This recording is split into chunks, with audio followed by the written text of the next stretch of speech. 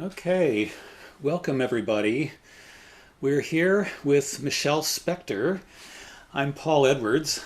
I'm the director of the Science, Technology, and Society program and also of the Stanford Existential Risks Initiative and a fellow at the Center for International Security and Cooperation. And it's been my honor and my pleasure this year to be a mentor for Michelle, who is a pre-doctoral fellow at CISAC and also at HAI. She is a PhD candidate at MIT in the History, Anthropology, and Science, Technology, and Society program. That's quite a mouthful. What do you guys say? Hastus? Hastus? And she focuses she's a historian mainly. She focuses on national biometric identification systems and how they shape state-citizen relationships, and also on how the past efforts to implement biometric identification are connected, whether historically or conceptually, to modern biometric ID. And with that, I'll turn it over to Michelle. By the way, you have a QR code on your screen that you can flash that if you want to submit questions in our Slido system. That's where we're receiving questions, not in the chat for Zoom. Okay, Michelle, go for it.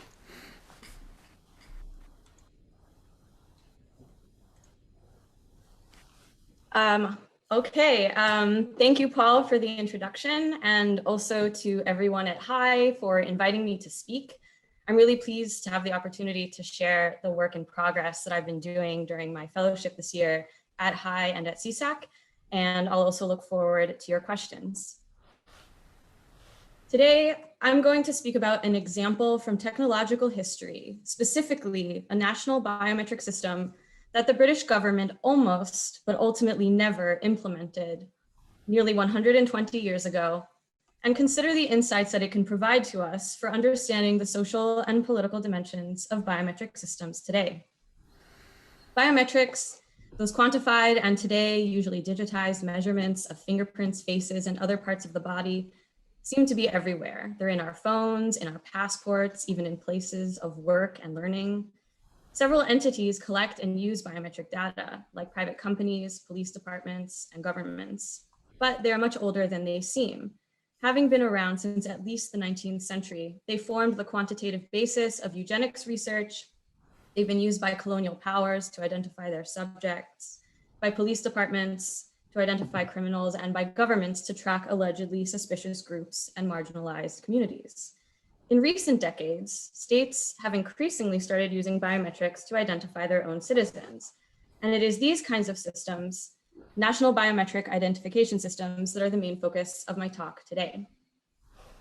Many states around the world have some kind of national identification system, and a high number of these have implemented electronic systems, many of which include biometrics. Most of these follow the same basic premise of using data based on measurements of the body, like a fingerprint, to verify citizens' identities. Generally, this happens in two forms: through one-to-one identification, where an individual's biometric data are compared to data on a card. The other is one-to-many, which compares an individual's data to a set of data held in a database. Far fewer countries have mandated or tried to mandate these types of biometric databases for their own citizens. So in order to understand states' interest in using biometrics to identify their citizenries, I propose that we travel back in time to London on April 2nd, 1903. On that date, the United Kingdom's War Office published a memorandum stating that a very large proportion of the men who offer themselves for enlistment in the army are found to be physically unfit for military service.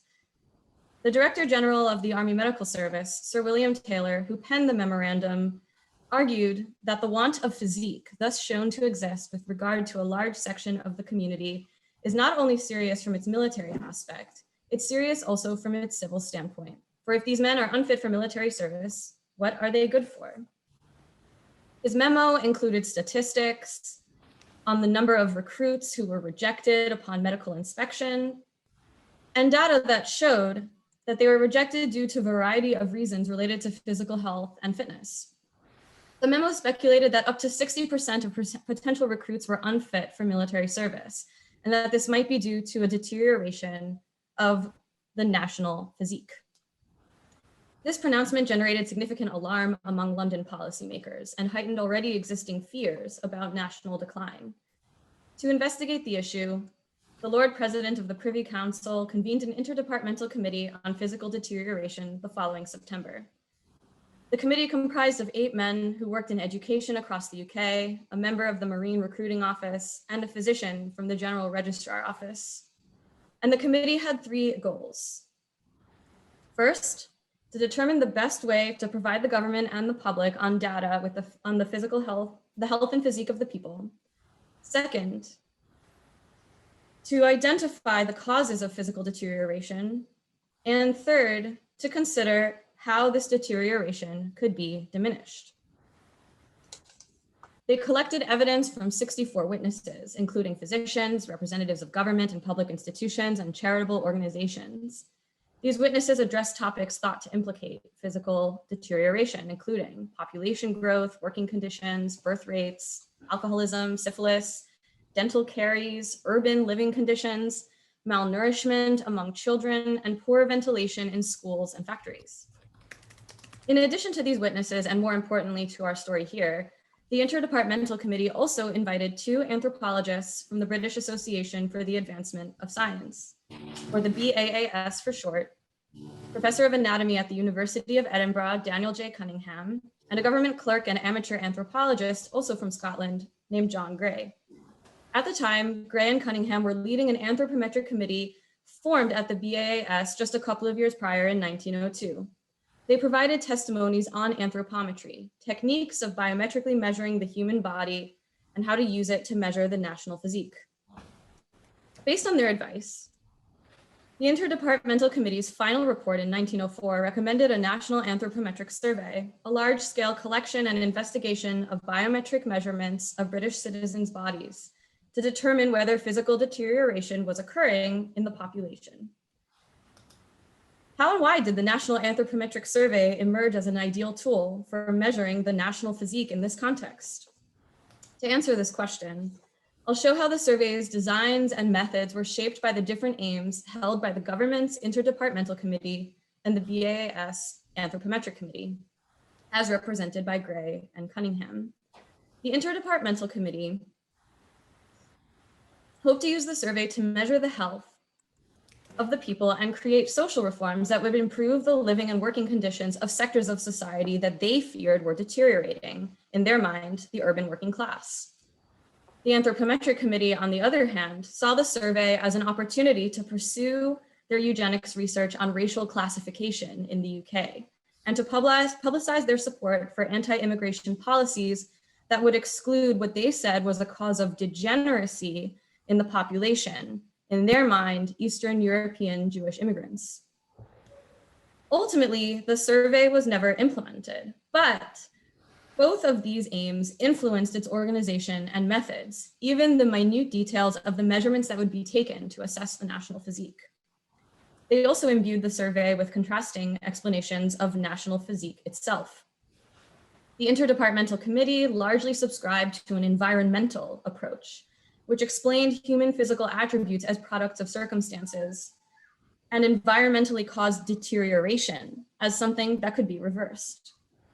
In contrast, the Anthropometric Committee mostly subscribed to a hereditarian and eugenic view of physique, where inherited degeneracy was fixed and irreversible.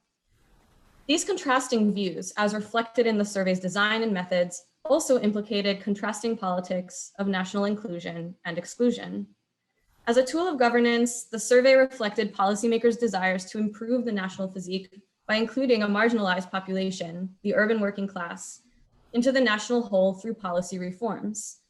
But it also reflected eugenic desires to classify the nation as a set of inferior and superior races and to exclude Jewish immigrants in particular. Now, before I continue, I just want to say that I know what at least maybe some of you might be thinking. What does any of this have to do with biometric systems today? And what is there to learn from a technological system from nearly 120 years ago that didn't even happen? Even unsuccessful technological infrastructures contain insights into the social and political contexts of their time and place. Studying systems that were not implemented and why can lend insights into the problems they were meant to solve, the priorities that guided their design, and attitudes that people had toward them. And the National Anthropometric Survey provides context for analyzing states' increasing interest in using biometrics to identify their own citizens in our present moment. It brings our attention to the possibility that states haven't turned to biometric technologies just because of the belief that they're the most novel, accurate, or efficient technologies out there. Biometrics were just as cutting edge in 1904 as they are now.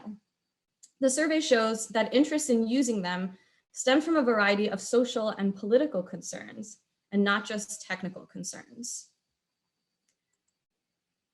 The survey was not a direct ancestor of any biometric systems that exist today. That said, I suggest that it was an important precursor of contemporary biometric infrastructures and an illuminating event in the history of states' interests in using them to identify their own citizens. The survey shows how national biometric systems link measurements of citizens' bodies with notions of national belonging, a link that underwrites the exercises of state power that these systems afford, and can be part of what makes them legitimate and acceptable, or at times illegitimate and unacceptable, tools of governance. The survey was not simply a tool for collecting citizen data.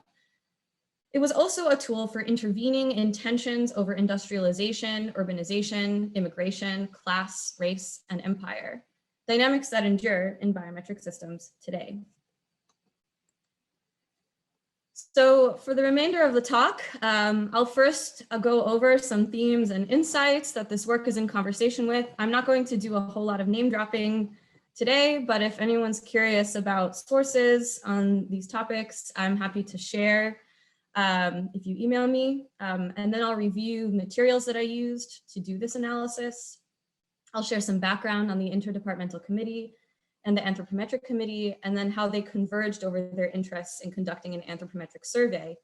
In particular, I'll go over how both of the groups infused the survey's design with different conceptions of national belonging, hereditarian and environmental approaches to national physique, and politics of national inclusion and exclusion. In the epilogue, I'll explain what happened in the end and offer some ideas as to why the survey failed. And in the conclusion, I'll also share a few ideas of how this work might be able to inform our current thinking about biometric systems today. Until now, the 1904 survey has mostly been addressed by scholarship in the history of eugenics, medicine, public health, and anthropology. And I draw heavily upon their insights into the survey's social, political, and scientific context in the turn of the century UK. But I also place the survey as a key development in the history of biometric identification and states' interest in using biometrics to identify their citizens. And I thus challenge explanations of the shift in using biometric identification from identifying and tracking mostly marginalized groups to whole populations as something that happened only very recently. My claim that the survey was both a technological and a political project draws upon science and technology studies and related literatures that address how states use technologies to make their citizens legible and the ways national politics and technological systems influence one another. Considering the survey as a precursor of biometric databases today also brings into relief the bio part of biometrics. It brings attention to the social and political stakes of technologies that use measurements of the human body to make inferences about identity. To that end, this work also speaks to scholarship that disambiguates the seeming objectivity and neutrality of biometric data, including works that highlight the discriminatory dimensions of biometric systems and how biometric technologies contain biases related to race, gender, age, and disability. And then finally, this work joins a broader set of research that foregrounds biometrics' transnational origins in eugenics, colonialism, and policing, histories that often remain unexamined in contemporary conversations and iterations of biometric technologies. My empirical analysis is based on archival research that I conducted during 2019 and 2020, and I mainly rely on the final report of the Inter-departmental Committee published in 1904, as well as BAAS annual meeting reports from 1902, 1903, and 1904 as well. These have actually been digitized and made available online by the Wellcome Collection, the London School of Hygiene and Tropical Medicine, the Royal Anthropological Institute, and other institutions. I also use materials from the British Association for the Advancement of Science archives at the Bodleian Libraries at the University of Oxford.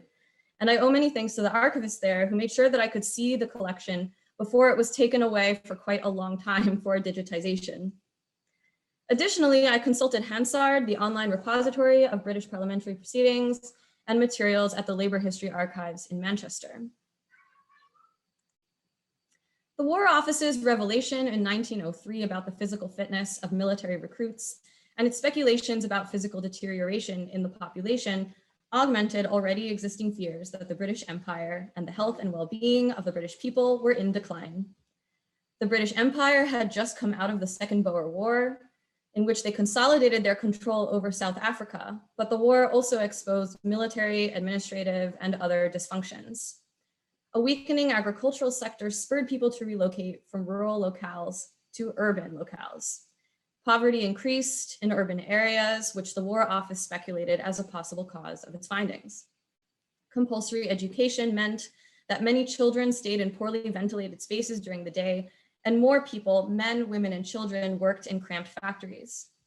The British Empire's commercial strength was waning. The Queen Victoria's death in 1901 was soon followed by the resignation of the Prime Minister in 1902.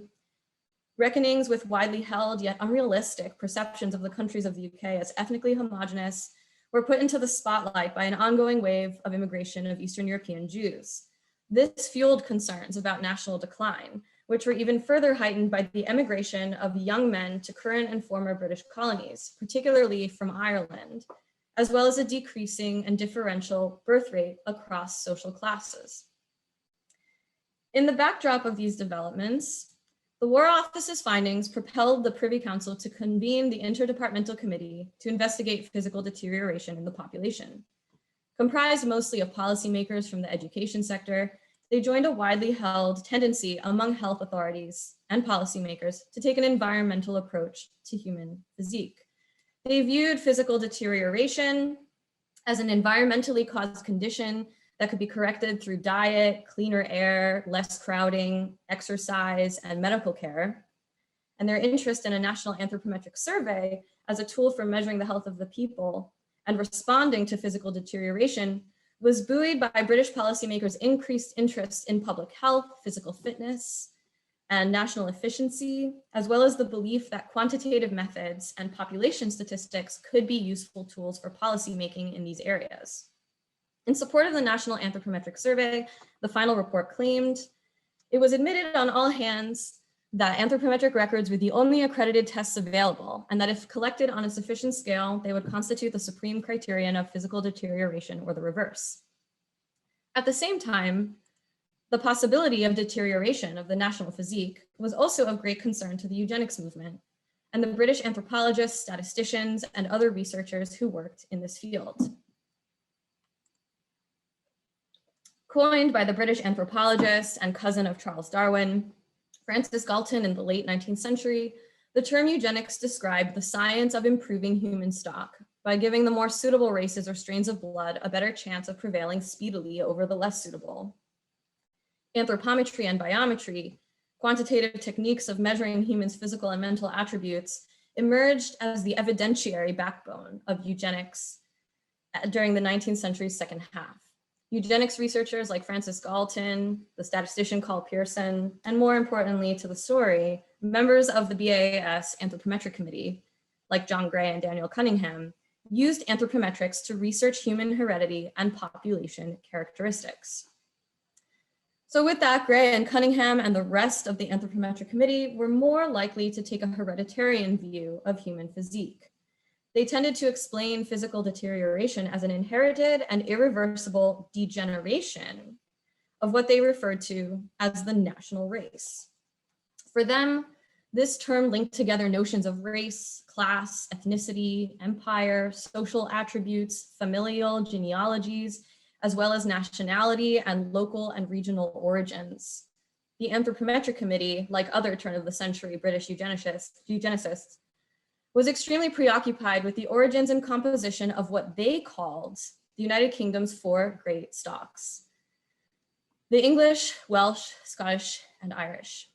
In this way, their idea of a British national physique posited a racialized and very fixed national past and future, whose origins and characteristics could be demonstrated through a national anthropometric survey.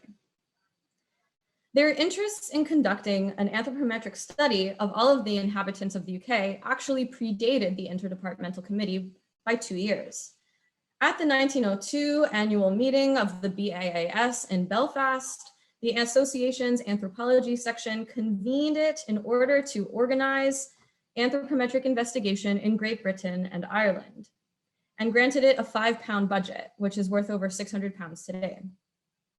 During the following year, the newly formed Anthropometric Committee took upon itself to standardize and optimize anthropometric methods, and decided that the best way to do this would be to create a central anthropometric bureau, which would collect and disseminate information on anthropometric work, provide training in measurements, and establish standards for the field.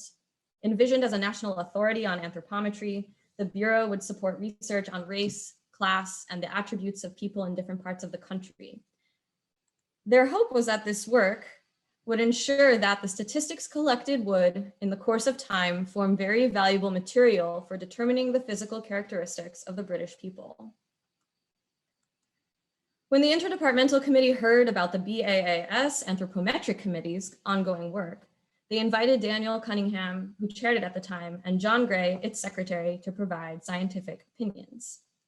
Gray and Cunningham submitted a proposal for a national anthropometric survey, largely based on the Anthropometric Committee's plans for a central anthropometric bureau. And they provided oral testimonies to the Inter-departmental Committee as well. These two groups' convergence on an interest in anthropometrically measuring the British population was a fortuitous coincidence for both of them. The Inter-departmental Committee needed expertise in measuring physical deterioration, and their interest in the survey presented an opportunity for Gray and Cunningham to actualize a research project that for them and the Anthropometric Committee had mostly only been aspirational until that point. Nevertheless, Gray and Cunningham's aims for the survey were guided by the eugenic priorities of their own research, and their testimonies influenced the Inter-departmental Committee's recommendations by presenting physical deterioration as simultaneously caused by environmental and inherited factors, and by recommending anthropometric measurements that would suit both their and the state's aims. The BAAS already had some experience with nationwide anthropometric investigations. In 1875, a previous anthropometric committee at the association, headed by Francis Galton, carried out a survey of the British population's heights, weights, and health and pigmentation observations between 1877 and 1883. At its completion, just under 9,000 adults had participated.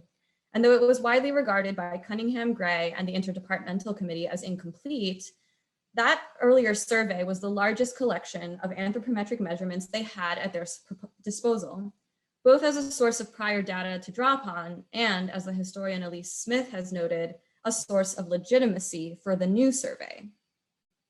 What made this prior survey very interesting to the Inter-departmental Committee, and what brought them to ask a lot about it when they had Gray and Cunningham there for oral testimonies, was that contrary to hereditarian views prevalent in anthropology at the time, and those held by eugenic luminaries on the 1875 committee, like Galton himself, the report actually found that environmental factors, and particularly employment and economic categories, most strongly correlated with anthropometric difference. For example, the study concluded that agricultural laborers were taller and had better physique than factory workers. These findings seem to confirm environmental assertions about the effects of urban living and working conditions on health and the human body, something that the Inter-departmental Committee was very keen to know more about. In their testimonies to the committee, both Gray and Cunningham affirmed the prior survey's findings that environmental factors like a lack of fresh air, malnutrition, and disease could cause physical deterioration. But they couched this acknowledgement within the hereditarian orientations of their own anthropometric research, drawing on prior studies by Flinders Petrie in Egypt and other anthropological research on the subjects of British colonial territories. Cunningham and Gray also told the Inter-departmental Committee that physical features remain constant in racial groups. In this framework, they understood physical deterioration as a deviation from the mean physical standard of a particular race as measured through anthropometry. The whole value of anthropometric statistics as a test of physical deterioration, Gray testified to the Interdepartmental Committee, depends upon the constancy of physical dimensions under normal conditions. Gray asserted that any large decrease from the mean physical standard over a short time would indicate that some abnormal force is at work, which is bringing about this change in the dimensions. In their testimonies, Cunningham and Gray simply scaled up this concept of mean physical standards to apply to the nation as a whole. According to them, there existed a mean physical standard of the entire population of the UK, which the National Anthropometric Survey could reveal. And then by carrying out the survey continuously over time, it could detect physical deterioration by quantifying future deviations from the standard. They told the Interdepartmental Committee that then it could pinpoint any groups who deviated from it more than others. Physical deterioration, understood as deviations from this mean, could then be addressed through targeted policies. The Interdepartmental Committee adopted this line of thinking, in which an environmental approach to physical deterioration entangled with and in fact depended upon the acceptance of a hereditarian view of a mean physical standard. By framing the survey in this way, Gray and Cunningham ensured that it would serve the Interdepartmental Committee's interest in measuring the health of the population, as well as their own eugenic research interests in studying the racial composition of the population. This entanglement of hereditarian and environmental approaches also shaped the methods and organization of the survey itself. Gray and Cunningham's memorandum to the Interdepartmental Committee proposed that the survey be organized as follows. It would have a consultative committee of 3 anthropologists from Scotland, Ireland, and England, which would determine the survey's measurements and instruments. It would have a London-based central bureau with a director and deputy director, one of whom would be an anthropologist and the other a statistician, who would work alongside a statistical department to train and oversee anthropometric surveyors and collect and analyze anthropometric data. A staff of surveyors and measurers, men and women, would then collect and conduct measurements across the UK. The survey would divide the UK population of approximately 41.5 million people into 400 districts of 100,000. It would measure a representative sample of 800,000 adults, or about 2,000 per district, and all primary school children, about 8 million in total. The surveyors would measure 320 adults and 3,200 children per day over 250 days of each year. And then over a 10-year period, an anthropometric snapshot of the nation would be obtained and the process would start over. Gray and Cunningham also proposed a set of anthropometric measurements, all of which were accepted by the Interdepartmental Committee. The most important measurement for determining physique, according to them, was stature, or height. They also argued for the inclusion of breadth of shoulders, which they said indicates skeletal development, and the breadth of the hips, which they said indicates pelvic development. The 2 chest girth measurements were meant to determine thoracic or pulmonary play and a person's ability to inhale and exhale fresh air, which was thought to be important to physique and especially to children. Cranial measurements, according to Gray, correlated to intellect. The instruments used would be sliding scale calipers for shoulders, calipers for the head, a graduated standard and sliding bar for height, and a weighing machine. And these are just some examples of the types of tools they might have used if the survey actually happened, some of which were actually designed by Gray and Cunningham themselves. The 8th and last measurement, degree of pigmentation, was meant to determine race. It would measure hair color and eye color with color scales, presented by 20 different hair samples and a set of 20 different glass eyes. And these are some examples of potential classification schemes that they might have used, including one that was developed by the BAAS Anthropometric Committee just a few years later. Members of the Interdepartmental Committee questioned the inclusion of racial classifications in the survey, as they saw it outside of the scope of measuring the health of the people. So Gray and Cunningham put forward 2 interlinked justifications. The first one which they referred to as an ethnological justification, was that it was scientifically and societally important to study relationships between race and physique in order to, as they put it, maintain the favorable racial characteristics of the national race. Their second justification, which is what actually convinced the Interdepartmental Committee to include pigmentation, was that this data was needed to determine the national physical standard and to ensure that deviations from it were a result of environmentally caused deterioration and that these would not be confused with inherited racial differences. Gray emphasized this point.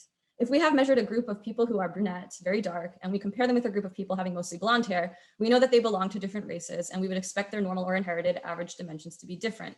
And the subtext here is that dark might indicate a degenerating or inferior race.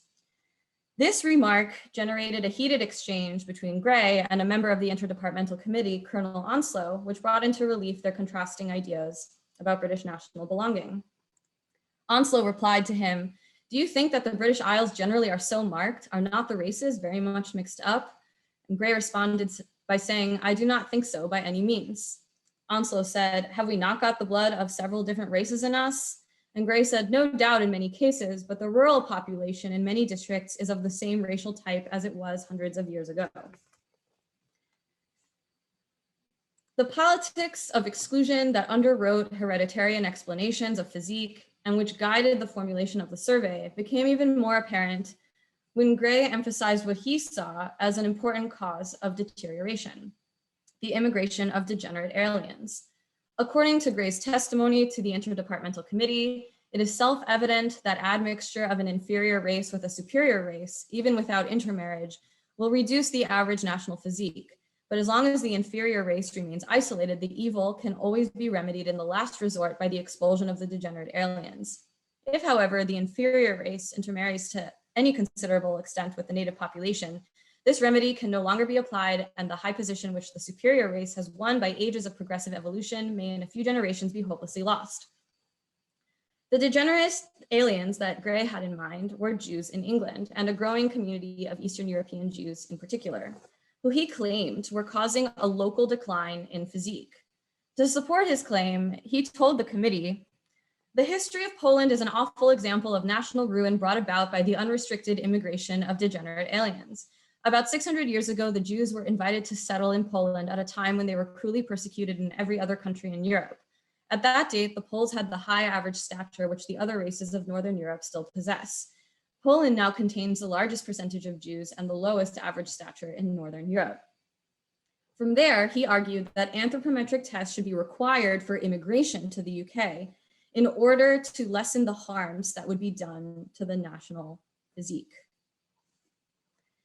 The Interdepartmental Committee reacted relatively negatively to these claims. The chairman, in an attempt to kind of move him onto another topic, asserted that eugenics concerns about admixture was irrelevant to their inquiries. And while other committee members did not directly challenge Gray's racialization of Jews, they offered environmental counterpoints by arguing that Jewish school children in London had demonstrated better academic performance and physical health than their peers.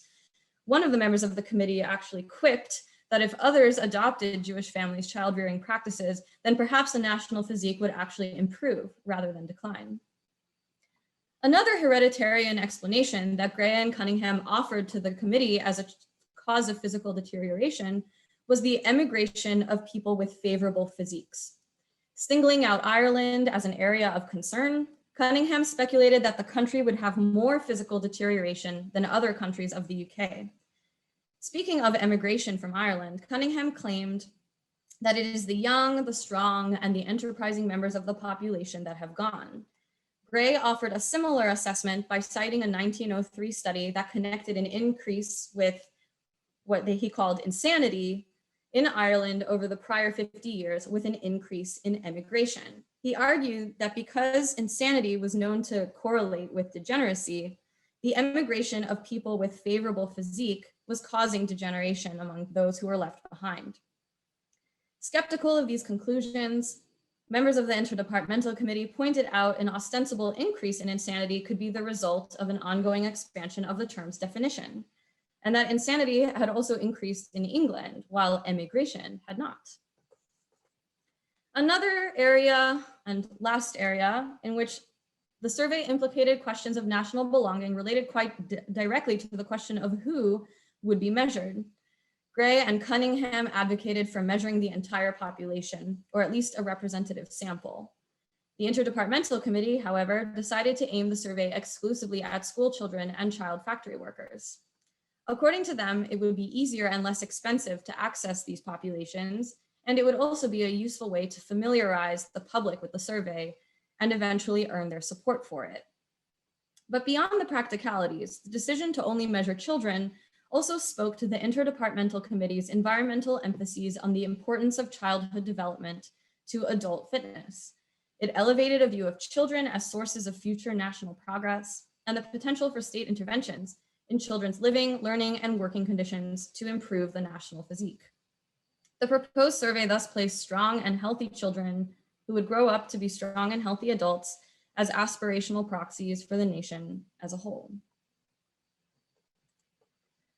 Ultimately, the National Anthropometric Survey gained little traction in Parliament. Other research on the topic has noted that the Campbell-Bannerman government elected in 1905 was skeptical of expensive social programs. There were concerns that the survey would burden the working class and that it would be difficult to operationalize. Meanwhile, Cunningham and Gray continued their work at the BAAS Anthropometric Committee and lobbied the Parliament to adopt the survey. But their campaign faded when they died in 1909 and 1911, respectively. And then the start of World War I sidelined prospects for the survey's implementation indefinitely. However, the Inter-departmental Committee's decision to focus on children influenced other legislation. The 1907 Education Bill included some anthropometric measurements in newly mandated health inspections for school children. But aside from that, the survey was never implemented as it was originally envisioned. Other proposals to measure citizens' bodies were rejected during the same time. In the years preceding the National Anthropometric Survey, the British military considered, but ultimately refrained from using anthropometrics and fingerprints to identify British soldiers. As the historian Edward Higgs has pointed out, policymakers feared that citizens would avoid military enlistment because of these systems' associations with criminality, colonialism, and societal exclusion, while hostile attitudes toward immigrants at the time only augmented the racial dimensions of those connections. The survey might have failed on similar grounds. While many factors contributed to its demise, I make the modest proposal that despite the Inter-departmental Committee's efforts to cast it in an environmental and inclusionary framework for social reform, the survey's overt associations with eugenics, hereditarian explanations for physique, and exclusionary politics were crucial to its downfall. Despite being an accepted part of science at the time, eugenics was unpopular in British government and parliament.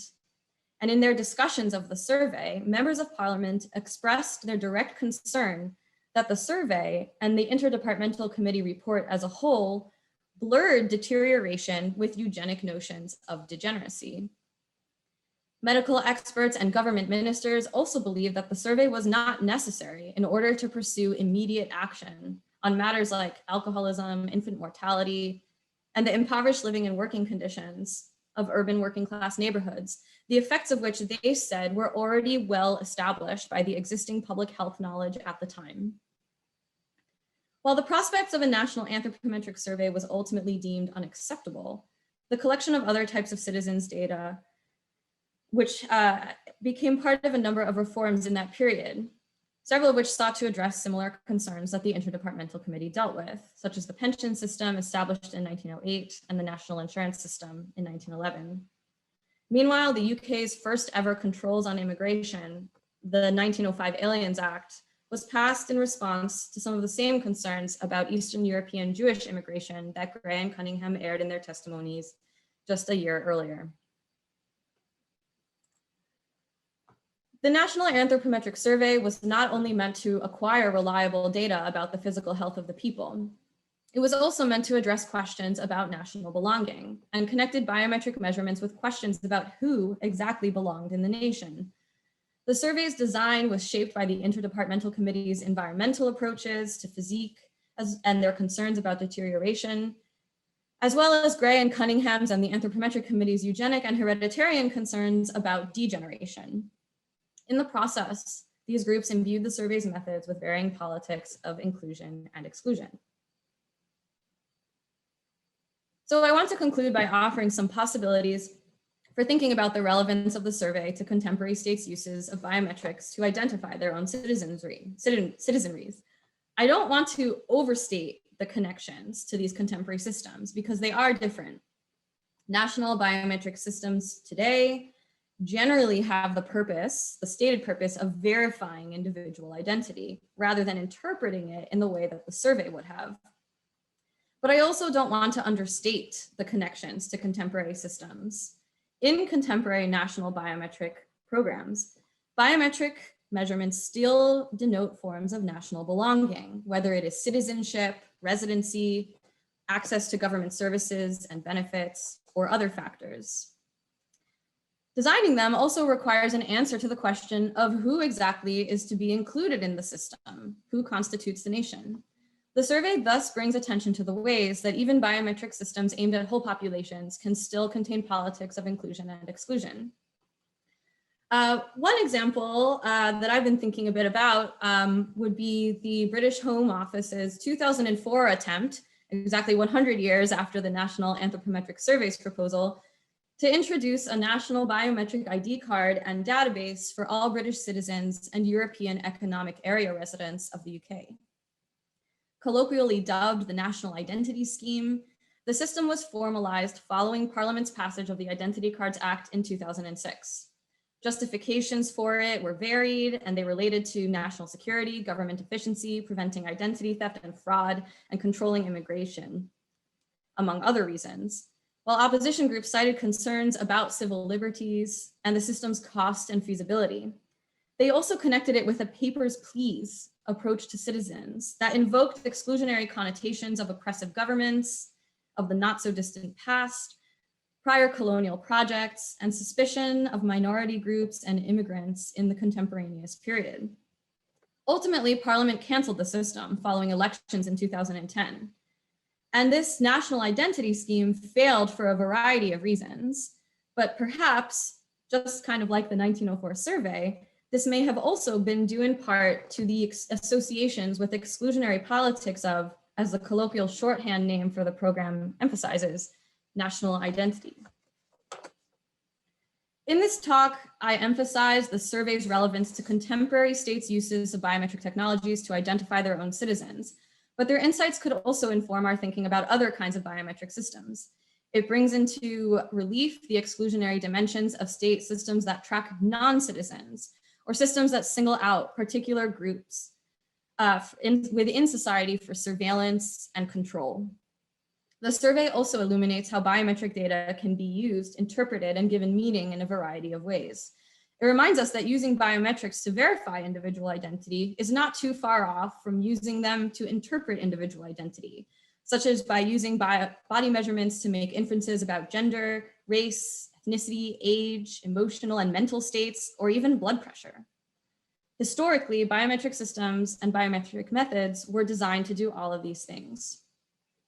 So by paying close attention to the history of a nearly 120-year-old biometric system that never happened, I hope that we can be slightly better equipped to consider the significance and consequences of the ways in which biometric systems are designed, implemented, accepted, or rejected today and in the future. Thanks for listening, and I'll look forward to your questions. Thank you so much, Michelle. That was really interesting. And we have a pile of questions in the chat. I will now kind of turn to those. Hope you're not too exhausted from all that talking to answer us. So I'm just going to move through them in order. We have one at the beginning. Is there any link between this proposed survey and the later establishment of the National Health Service in the UK? And perhaps connected to that, were there any connections to the Fabian Society among the people involved in the survey?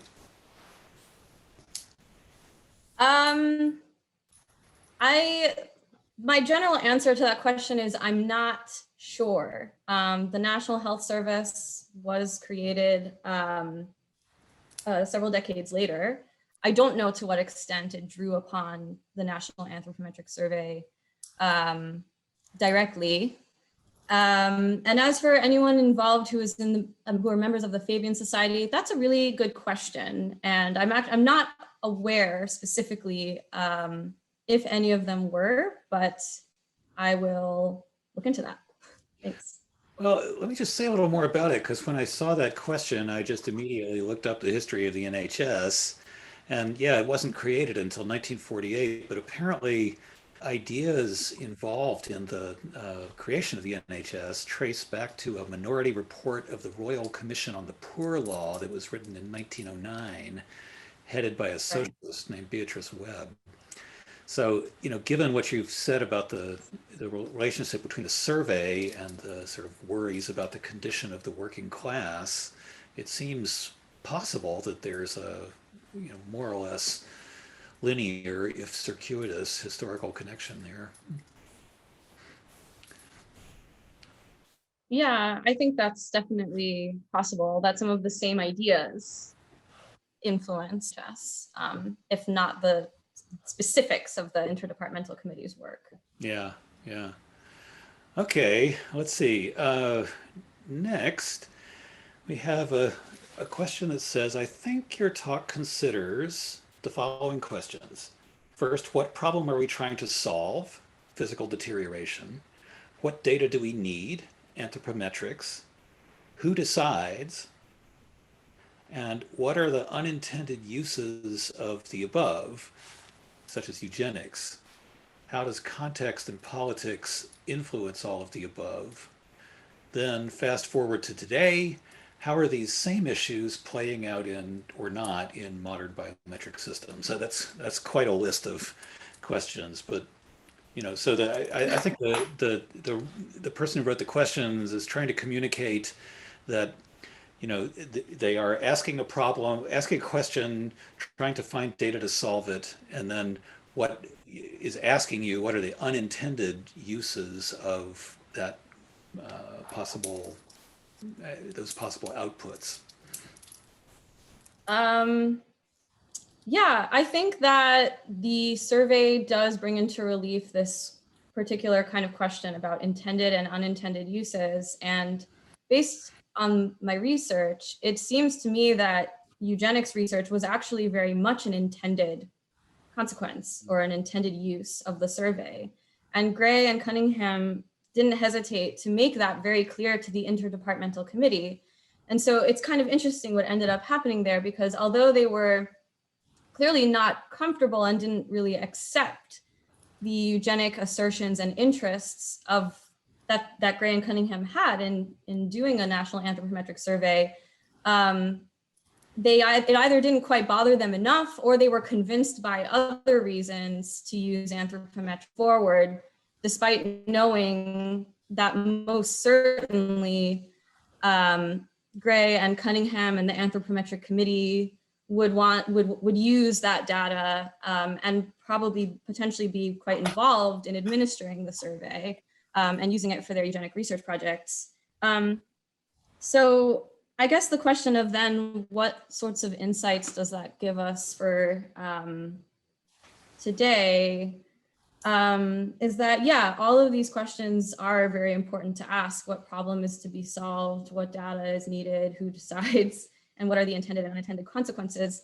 And even if eugenics isn't necessarily what is guiding biometric systems today, some of the outcomes and interests that Gray and Cunningham had in using the National Anthropometric Survey could most certainly still find their way in to uses of biometric systems for other purposes. So I guess what I mean to say is that the possibility for biometrics to be used for a variety of purposes, whether intended or unintended, remain there and are always there, perhaps. And I think that's what the survey demonstrates.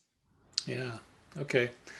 I'm gonna sort of follow on that with a question of my own. That is, we talked about this some when we were at the Data and Society workshop a couple of months ago, and we looked at this paper then. You had one of your slides today showed, Gray saying about 600 years ago, Poles had the highest stature in Europe, and that immediately makes me wonder, how could he possibly have known that? I mean, there were not, there were no standard metrics in Europe for hundreds of years after that, and where could he possibly have gotten information about the stature of the average Pole around 1900? So, yeah, Gray and Cunningham, in pulling forward that sort of evidence, what they put forward as evidence to the committee, that and other assertions was based on a pretty large body of anthropometric research that was already being done and had been done in the throughout the second half of the 19th century.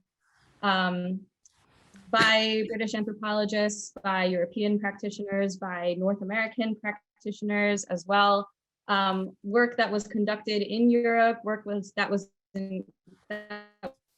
conducted in colonial territories of the various colonial powers, and also work that was conducted in the countries of UK. I don't remember off the top of my head which study exactly Gray was citing, but Gray and Cunningham and other anthropometrists on the Anthropometric Committee that they were leading were very much in contact with a broader community of researchers. Studies of this kind were published in a variety of journals, presented at conferences, including the British Association for Advancement of Science conference. So this is where they got a lot of their sort of ideas that they used as support for their proposals to the Inter-departmental Committee. okay. I gotta say, it seems really suspicious to me, but anyway, moving on. Well, So another question here. The questioner would like to know, were there any specific psychometric measurements or metrics or methods developing that corresponded to the standard anthropometric ratios, normal states? yes, though those were not directly included in the National Anthropometric Survey. I guess aside from trying to link sort of data to measurements of the body, cranial measurements was part of the proposed anthropometric survey, which was thought to correlate to intellect. In general, within broader anthropometric research programs, yes, information related to psychometric factors, sometimes anecdotal, was collected, but just not directly in this case. It wasn't within the sort of more curated set of measurements that was proposed to the Inter-departmental Committee. Great. Let's see, I'm just looking through the list here. Let's go to this one. We have several kind of in this vein. Well, first this one. Did any regulation of biometrics and their use stem from those early studies, or consider them or reference them that you know of? Regulation of biometrics. At that time, not that I'm specifically aware of. If I understand regulation in terms of placing limits on their use, or a sort of set of standards that would guide their application in certain contexts, I'm not aware of any specific regulations that came out and around at that time. Yeah, but of course, in the present moment, this is something that is being considered in the US and UK and other countries as well. Okay. Let's see, we have one here and a couple in this vein of, could you comment on ancestries and 23andMe in relation to your work? Both of these are racially inflected tools of inclusion and exclusion. Should we be concerned about these organizations' data collection and so on? Sure. Yeah, right. So 23andMe is a genetic ancestry sort of organization or a company. It's a company. People can pay to send samples, I think these days, of their spit to then be analyzed. And then the company will give you a report of what it thinks your ancestry is. So yes, this is a little bit outside the scope of my current work, but I would say yes, there definitely are resonances, eerie ones for sure. Gray and Cunningham were very interested in questions of ancestry, as was, eugenics researchers and specifically anthropometric researchers as a whole. Like they saw their work as very historical and genealogical in nature. They were very interested in exactly this question, in ancestry. And they thought that using anthropometrics could tell you something about that. Much in the same way DNA is thought to be able to tell you something about that. Both certainly rely on categorizations of certain features, whether they're genetic features as understood through DNA, or measurements of the human body.